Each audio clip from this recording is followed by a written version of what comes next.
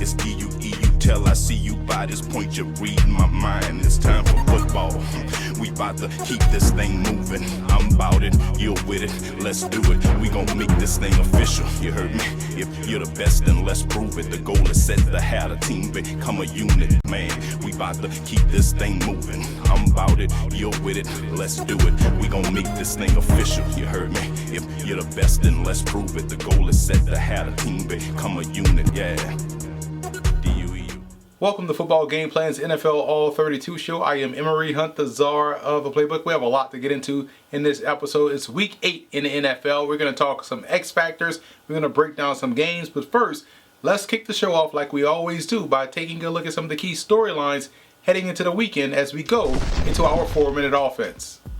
The Tampa Bay Buccaneers made yet another splash move by signing former All-Pro wideout Antonio Brown. He comes in on an incentive-laden one-year deal, reuniting him with Tom Brady, with whom he played just one game with last season. Now, Brown is a future Hall of Famer, as his career numbers suggest, and he could go a long way in cementing that thought if he's able to stay out of trouble and onto the field. Speaking of on the field, Brown gives him a more explosive, more dynamic, Hall of Fame version of Scotty Miller when you imagine Brown being the number 2 or number 3 option in this passing game that has so many legit targets around him. You can see him having an immediate impact out there on the field for Tampa Bay. Now, Brown is scheduled to make his debut next weekend against the New Orleans Saints. From one wide receiver to another, with Odell Beckham Jr. out for the season with the torn ACL, the Cleveland Browns will look to get help from guys that are already in-house, opposite of Jarvis Landry. Rashard Higgins has developed a great rapport with Baker Mayfield dating back to Mayfield's rookie season. Now, he figures to be the first out of the gate to garner those targets that were probably slated for Odell Beckham Jr. Higgins is a savvy route runner and is as dependable as they come at the position. Last week's hero rookie Donovan Peoples-Jones out of Michigan made his claim to see an increased role in his workload as well. Now, Peoples-Jones is a big-bodied wideout that can win inside or outside and could potentially give them another physical presence out there on a perimeter. And Kadaro Hodge out of Prairie View A&M was just called up from the practice squad to the active roster, giving the Browns another taller, speedy, stretch vertical option within their passing game. So we'll see if quarterback Baker Mayfield can continue to spread the wealth around to Jarvis Landry and the aforementioned targets in an attempt to make what we saw last week versus Cincinnati a common occurrence for the duration of the season and hopefully into the playoffs. As the trade deadline approaches in the NFL, actually it's next week on Election Day, we're seeing more and more players get moved around the league.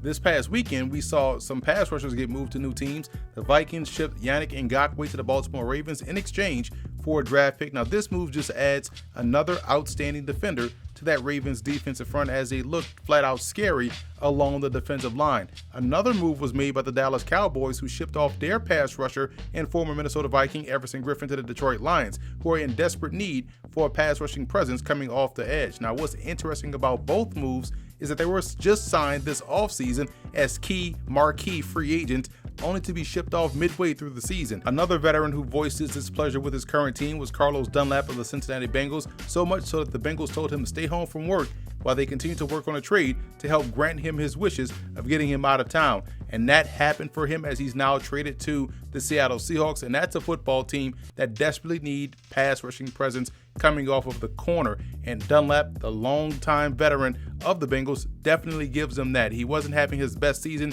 in Cincinnati, and he's going to a football team where the expectations are sky high, so much so that he has a chance to make a deep run in the playoffs this year, the first time in his NFL career.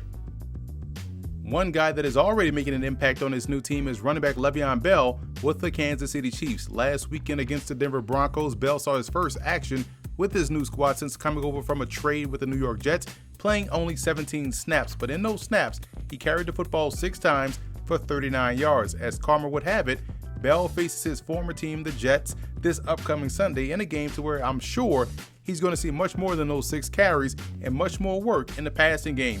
The Chiefs are already must-see TV, but this week, because they're playing the Jets and the storyline that's following it, it definitely makes this matchup appointment television. It's time to get you ready for Thursday Night Football, and this week we have a great matchup in the NFC South between the Atlanta Falcons and Carolina Panthers. Atlanta's offense has shown the capability of moving the football down the field at times at a very rapid pace, and we've seen the chunk plays on both ends of offense. However, Once they get inside the red zone is where they start to have some issues. In this matchup versus a very young Panther defense, those struggles cannot continue. I like how the young offensive line of Caleb McGarry and also Chris Lindstrom have started to come together and play really well, which should bode well for Todd Gurley in the run game. Now defensively, just like the offense, they have to start playing better inside the red zone. The Falcons are giving up way too many touchdowns in that regard, which contributes to them playing losing football on game day. This particular matchup will challenge how well they can defend out in space, as Carolina loves to spread the ball around and play more of a perimeter game than most. Now, the Panthers are coming in off of a close loss in New Orleans, one that saw them come up just short with a chance to send the game into overtime. However, you like what you saw from quarterback Teddy Bridgewater in the passing game, as he had his way with that Saints secondary. The deep ball was in effect once again, and in this game versus Atlanta, he'll have ample opportunity to replicate that performance.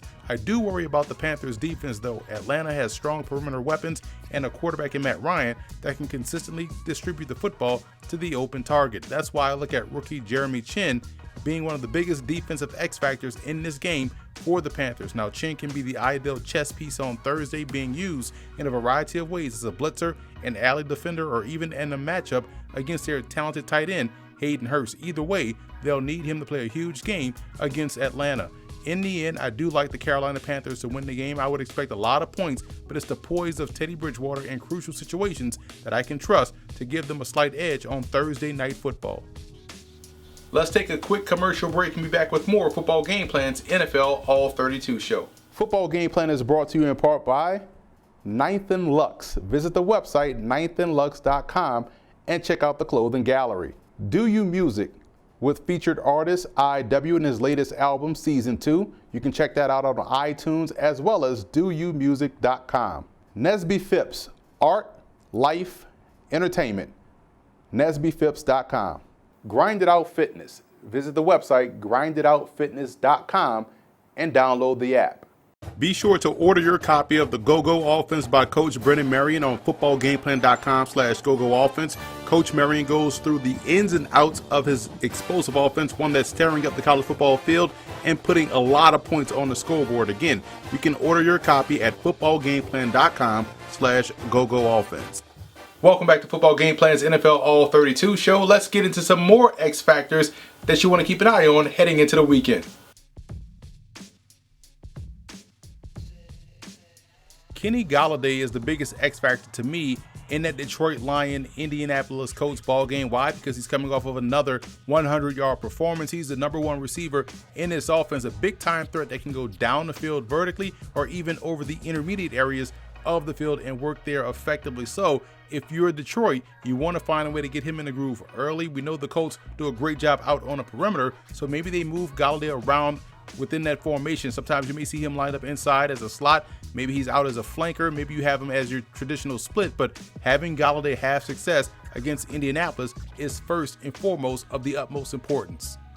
I have a sneaky feeling about Jay Sternberger in this ball game against Minnesota. I think it's time for him to step up and make some more plays within his offense. I do think the opportunity will present itself against the Vikings. You look at what he has done so far. He only plays about 20 snaps a game, but the other tight end, Robert Tonyan, plays about 31 snaps, so it's not that much of a difference. I just think the targets have to start to come his way. He's a guy you could flex out as a flex option and also work him deep down the field. So I do think because of who they play and how those Vikings play at the second level, we may see more Sternberger and Tonyan in this ball game, with Sternberger needing to be an X factor. Sneaky feeling about that one, just trust me on it. Sticking with the tight end position in the Jets, Chris Herndon, we've talked about him all throughout the season. He's in need of a breakout year. We saw him flash early as a rookie, got injured. We didn't see him have the success last year because of injury and suspension, but now is the time for him to step up and help out this offense. It's not because he can't do it. The targets are not coming his way. So I would expect the Jets against Kansas City to attack those linebackers, just like we talked about with Sternberger against the Vikings. I think this matchup sets up the same way for New York. So Herndon could be in play for a breakout performance. He is one of the biggest X factors on that Jets offense. And for the Chiefs, I look at Mecole Hardman. He's coming off 2 receptions against the Broncos, but man, he averaged 28 yards a reception. He is a chunk play waiting to happen. Again, it's not about talent, it's about opportunity. And I do think against the New York Jets defense, he'll have ample opportunity to find an opening on those deep overouts or even those little tap passes coming from Pat Mahomes It's just about getting the football in your most explosive playmaker's hands. I think he is primed for a big game, just like a lot of these X Factors are against the Jets. And let's just stick with that matchup as we start to look at some of the games in the 1 o'clock window on Sunday. The Jets take on Kansas City, and it's about traveling out there to Arrowhead. It's going to be cold. It's going to be blustery. But when you look at what the Jets can do, they can play small ball to try to limit the effectiveness of the Chiefs offense by keeping them off the field and on the sideline. So you look for a heavy dose of both Frank Gore and LaMichael P. Ryan. You look for them to get Chris Herndon involved in the passing game before taking shots to the intermediate level with a guy like Jamison Crowder. So the offense has to play the small ball approach, but defensively, it's about try to find ways to affect the pocket around Pat Mahomes. And now they face another dynamic athlete in the backfield along with Clyde Edwards-Helaire, their former teammate in Le'Veon Bell. So the Jets have a lot to deal with this game. I do think Kansas City, because of what they can do offensively, we saw them do a great job defensively last week in the snow, turning the ball over. I think they'll have at least 2 to 3 turnovers in this game against New York. I'm taking Kansas City.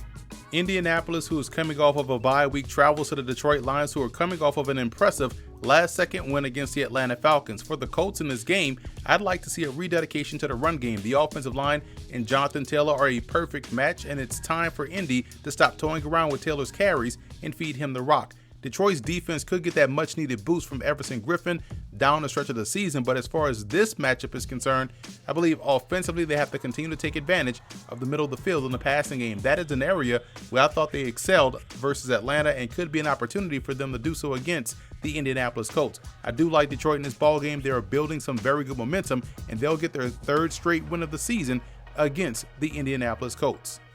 Good NFC North battle between the Vikings and Packers. Both teams are coming off of bye weeks, and it looks like Minnesota will have to rely on Dalvin Cook in that run game, as Kirk Cousins in the passing game has been very inconsistent. Also, defensively, they just traded away their top pass rusher in Yannick Ngakoue, which would have come in handy against Aaron Rodgers. Speaking of which, he is more than likely chomping at the bit to get back on the field after the last performance against Tampa Bay. The offense felt a bit out of sync after that pick 6, and all of a sudden, their offensive line couldn't protect anymore in that ball game. Now, this looks to be a get-right game on both sides of the ball for this team, and I expect them to take care of business against Minnesota.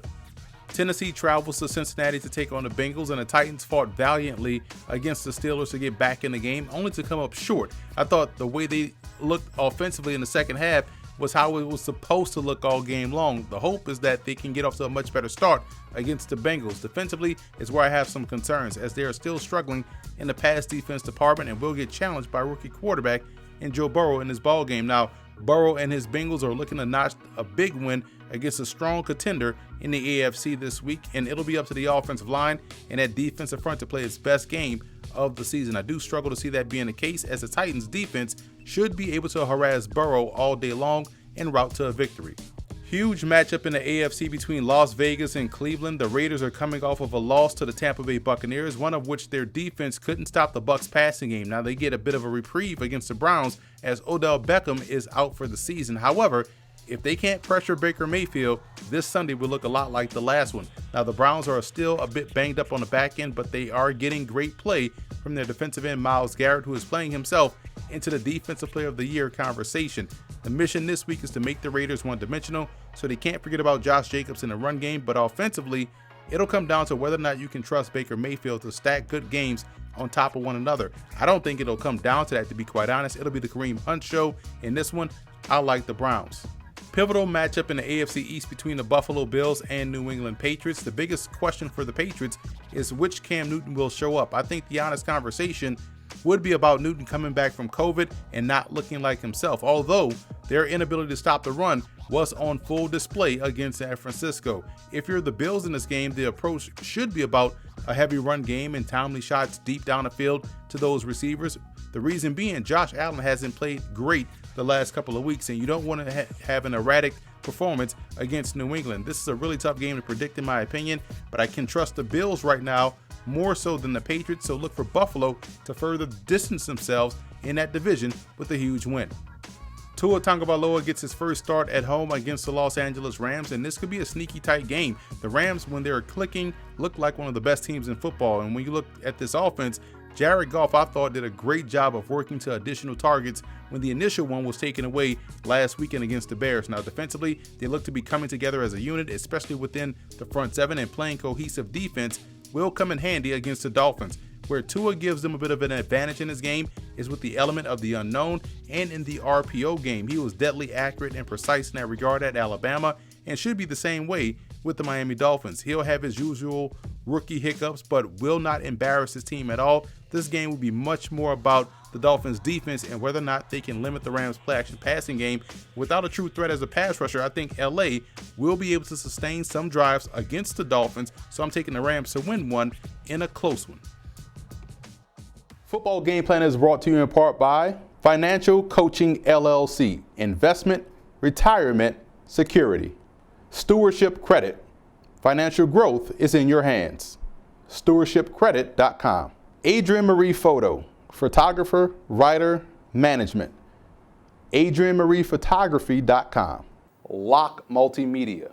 Getting back to some of the X factors you want to keep an eye on this upcoming weekend, and focusing on that Tampa Bay New York Giant football game, and squarely in the crosshairs will be center Nick Gates and what he has to deal with up front with Ndamukong Suh, the newly acquired Steve McClendon, William Golston. Those guys really can affect the pocket. Raheem Nunez-Roches as well provides good depth along the defensive line. So Gates is going to have to make sure he gets in the right call, the right checks up front, being able to diagnose those stunts and pressures to keep Daniel Jones well protected, but while also clearing up holes up front so they can run the football. So how well he does could determine how well that offensive line does as a whole. Philadelphia takes on Dallas this weekend. You look at Carson Wentz being a big-time X factor. He had a really strong finish to his game against the Giants. Now, again, yes, you give him credit for bringing the Eagles back and making some great throws, especially the one for the game-winning touchdown, but you can't ignore the previous 3 quarters of that football game where he was highly ineffective. He has to play a full 60-minute game of consistent level football if the Eagles want to further distance themselves in this weak NFC East. So Carson Wentz, definitely an X factor this upcoming weekend. Pittsburgh has a couple of X factors you want to keep an eye on. We'll start on the offensive side of the ball with Chase Claypool, and what he has done so far this year as a rookie wide receiver has been flat out impressive. This is a guy that can be moved all around the formation, can create big plays, whether it's deep down the field or short or intermediate. Just put the ball in his hands and he knows what to do with it. He's become rather clutch as well too for Ben Roethlisberger. He's going to have to be all of that against Baltimore in that very aggressive secondary with those long, lengthy corners that do a great job of pressing at the line of scrimmage. Now, on the defensive side of the football, it's a game of matchups, and one of the biggest matchups we'll see on Sunday is between Minkah Fitzpatrick and Lamar Jackson in that offense of Baltimore. Minkah is the chess piece on the defensive side of the ball. We talked about Claypool and what you can do offensively and moving him around. Well, you can do the same thing with Minkah Fitzpatrick, especially against a team like Baltimore that likes to throw so many different creative looks at your defense. So I'm going to be interested in watching how they utilize Fitzpatrick's athleticism and versatility against the Baltimore Ravens. Let's just jump right into that preview as the Steelers travel to Baltimore and what looks like the AFC game in the week, as the Steelers head into this matchup 6-0, undefeated on the season, and the Ravens are 5-1, just behind Pittsburgh in the AFC North. But looking at the Steelers offense, love the way they're able to push the pace in the passing game, working touchdown to check down, looking like the old Steelers passing game that we know and love under Ben Roethlisberger. But I think in this ball game, the run game will have to be the forefront. That's the best way to deal with that pressure, is to run right at it, give yourself some time to neutralize that pass rush. Then you can take your shots deep down the field. Defensively, it's about playing contained versus a guy like Lamar Jackson, and also being gap sound and gap discipline versus that run game, because if not, Lamar can gas you not only in the run game, but can find targets deep down the field. The Ravens, again, have to get back to that dynamic style of play that we saw last year. I think they should allow the passing game to open up a little bit more. They have the options out there on the perimeter, and we know Lamar Jackson, the reigning MVP, can definitely get those guys the football. Defensively, it's about making sure you keep your eyes on your luggage. Don't get caught looking at what's going on in the backfield, as we know a guy like Ben Roethlisberger can extend and find guys deep down the field. I do like the Ravens in this ball game. I look at what they've just added in Yannick Ngakoue from the Minnesota Vikings. I believe he's going to be a difference maker for them as far as pass rushing is concerned, and they're coming off of a bye week, so I like the 2-week preparation for a division rival. I'm taking Baltimore. A battle for first place in the NFC East between the Dallas Cowboys and Philadelphia Eagles, and Dallas really has to find a way to get the job done with a rookie quarterback in Ben DiNucci, who enters this ball game after he stepped in for an injured Andy Dalton, who was knocked out with a concussion. So what Ben DiNucci does well, he's a good athlete. He can get out there and create with his legs. If the play breaks down, he's going to need a lot of that, as he's going to be under pressure from that Eagles defensive front. For Philly, you want to see them start the game how they finished that New York Giants game. It was a great drive by Carson Wentz. Everyone was doing their job. Great reception by Boston Scott for the game-winning touchdown. But can they start the game how they finished? The good part about it, they have a great opportunity to stack back-to-back impressive wins, as the Cowboys defense has been a little bit lax in getting guys off the field and creating turnovers. So I like Philly to get the job done here as well. Good matchup here between the Chargers and Broncos. Justin Herbert got his first victory of his pro career last weekend and will face a tougher challenge this week from Vic Fangio's defense. Ball security and not forcing things will be of the utmost importance. Now, defensively, they match up really well, in my opinion, against the Broncos and what they want to do offensively, but Denver has to be sure to protect the ball themselves, as they had a couple of bizarre turnovers in last week's game versus Kansas City. I do think this team is a competitive four-quarter bunch, but I like the consistency of Los Angeles right now. I can trust them to get the win against Denver. The Saints head to Soldier Field to take on the Bears, and New Orleans just reloads at wide receiver with Marquez Callaway breaking out this season. Against Chicago, it'll be about beating the blitz, and that'll fall on the shoulders of Drew Brees and that offensive line. Now, defensively, can they keep that Bears run game ineffective will be what to watch for in this ball game. Now, Chicago really needs to balance out their offense, and if that run game can't get it done traditionally, they have to find creative ways to get production. Defensively, they will need a turnover and a score, maybe on special teams, to give themselves a chance. I don't see it happening. I like New Orleans to get the win in Chicago. Huge matchup in the NFC West between San Francisco and Seattle. I love the fact that San Francisco has overcome adversity constantly this season by finding ways to win without their stars. They're going to need that to happen again, as they're going to be without Deebo Samuel. They're going to be without Jeff Wilson. Can that offensive line hold up against Seattle's propensity to blitz and apply pressure? And on Seattle's side, can that offense get out of its own way? Stop turning the ball over. Stop creating disadvantageous situations by taking sacks unnecessarily. So that offense really has to hit the ground running from start to finish. And defensively, it's about stopping the run game. Whoever's back there in the backfield for San Francisco will be able to have some success. So if they can stop the run and make this a Jimmy Garoppolo versus Russell Wilson game, that's a game Seattle will win. I think that's a game that'll happen, and that's a game that I'm taking the Seahawks.